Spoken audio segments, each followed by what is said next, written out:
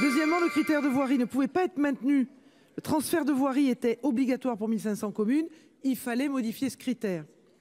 Troisièmement, le nouveau critère de spatialité, qui reprend une notion défendue par les sénateurs Charles Guené et Claude Raynal, et je salue leur travail, qui est ce critère de spatialité, qui me semble effectivement plus moderne. À population... Quatrième élément, et on peut ne pas partager les mêmes convictions sans problème. À population équivalente, une commune dont la superficie est plus grande sera plus aidée. Et pour finir, je vous rappelle, et on l'a tous un peu dit, plus de 200 millions d'euros sur la DGF, 95% des communes qui auront une hausse de la DGF ou DGF identique, c'est l'année où il fallait le faire, compte tenu de la contrainte que le critère de voirie ne pouvait pas y être maintenu. L'avis du gouvernement est donc défavorable. Merci.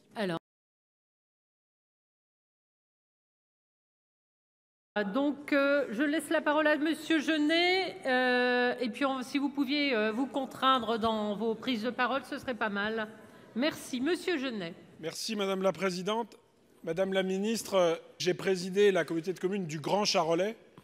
Et lorsque nous avons réfléchi au pacte communautaire entre nous, nous avons tenu à intégrer la voirie comme compétence communautaire parce que c'est une compétence essentielle pour les communes et en particulier pour les communes rurales.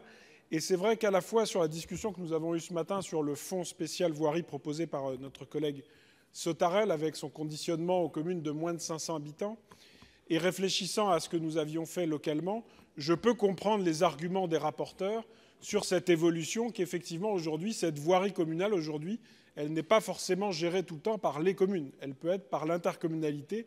Et il est vrai que ça induit un certain nombre de différences de traitement d'un territoire à l'autre. Et donc, je comprends tout à fait ce qui a pu conduire à la réflexion préalable à cette proposition de décision. En revanche, Madame la Ministre, après avoir salué votre nouvelle nomination avec vos nouvelles compétences, permettez-moi de vous dire que si, à la première journée de vos fonctions ici au Sénat, vous commencez à nous expliquer que s'occuper de la voirie dans des communes rurales, ce n'est pas moderne, je ne suis pas sûr que vous aurez un grand succès d'estime auprès de beaucoup des maires ruraux. Parce que derrière votre argument qui était noté sur votre document préparé par vos services, il y a effectivement cet argument qu'on entend partout et tout le temps que la voirie, ce ne serait pas moderne.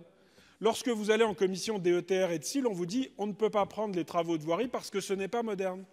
Dans beaucoup de départements ou de régions, lorsque vous allez demander des subventions pour la voirie, on vous dit ah ben non, c'est pas moderne, il y a la transition écologique, il y a tellement d'autres choses à soutenir et on ne vous donne pas de subventions pour la voirie. Je crois au contraire que la voirie, c'est un outil essentiel pour garder de la modernité à nos territoires ruraux. Chers collègues. Et donc, au-delà du symbole, il y a également la très grande sensibilité des élus ruraux et des habitants à ces sujets. Il faut absolument revoir votre copie, Madame la Ministre. Merci. Nous avons fini cette longue liste de prises de parole. Alors, si certains souhaitent retirer leurs amendements, qu'ils le signalent. Personne ne retire son amendement. Et donc, je vais mettre aux voix tout d'abord les 4 amendements identiques 39, 472, 475, 724 qui ont reçu deux avis défavorables. Qui est pour? Qui est contre? Qui s'abstient? Ils sont adoptés.